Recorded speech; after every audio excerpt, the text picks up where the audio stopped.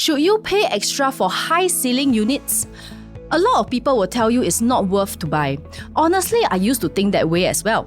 But what if I told you that this is not true?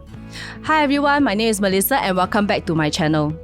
Do scan this QR code to join my Telegram channel where I'll share all the latest property updates, new launch prices and even promotional unit opportunities. Today, let's break down whether paying extra for additional airspace is actually a wise choice. I'll be using 3 case studies. Firstly, I'll be using Parc Colonial, which is located at Woodleigh. Here we have 2 one-bedroom units from the same stack, both of which is transacted in 2018. The 12th floor unit, which is a standard one-bedroom at 463 square feet, and the 14th floor is 663 square feet. But the extra space is actually purely high ceiling airspace. Now let's say if you were an investor today looking at these 2 options.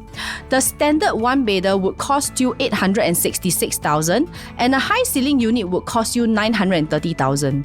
Would you be willing to pay $64,000 more just for an extra airspace? Most buyers for one-bedroom units are investors and they would usually say no because generally the common rationale is that high ceiling units do not command much of a rental premium over standard units. And that would mean that it will take a longer period to recover the additional premiums paid. That's why most investors avoid them. So most one-bedroom buyers would prefer to keep their purchase price as low as possible. Thus, this conclusion leads to the thinking that high ceilings are not worthwhile to buy. On the contrary, what happened in the resale market is completely opposite of what we thought. So we fast forward to 2023, the high ceiling unit actually sold for $1.2 million and the regular one-bedroom unit sold for $990,000. With the high ceiling unit yielding a profit of $146,000 extra,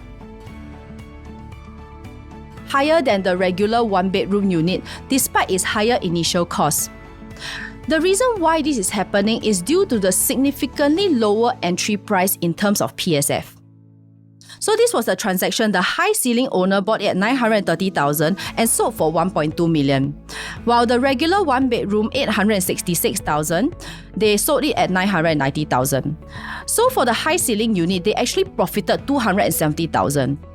In order for the regular one-bedroom to achieve the same profit of $270,000, it will mean that the selling price will be $1.136 million, crossing the 2,454 PSF, which is a benchmark that has never been achieved before.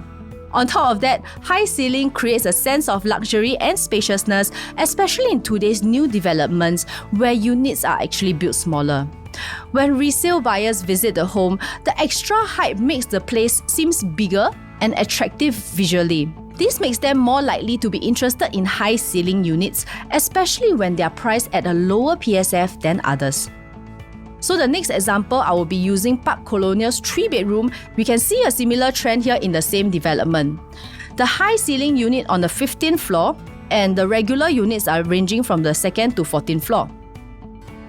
The high ceiling unit on the 15th floor was sold at $2.15 million at 1,799 PSF, making a profit of $406,000.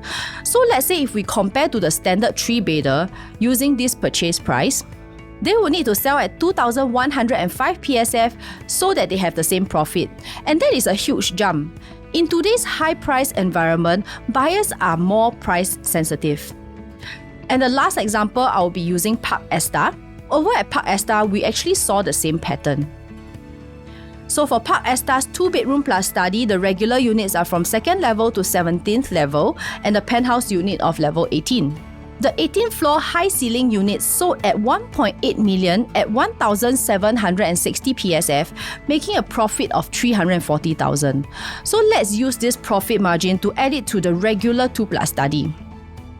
On the 17th floor, the standard unit will actually need to sell at 2,038 PSF just to match the $340,000 profit margin, which is a tough benchmark. So, in conclusion, are high ceiling units worth it? From these examples, it is clear that not all high ceiling units are bad investments. While the extra airspace does not add much in rental value, it can play a very big role in future resale gains if the entry price is right. However, that being said, this isn't true for every project. I have also seen owners struggle to break even because they bought it at the wrong price point. If you're considering a high ceiling unit and want to make sure that you're getting a good entry price with strong potential upside, reach out to me. I will help you identify the right opportunities.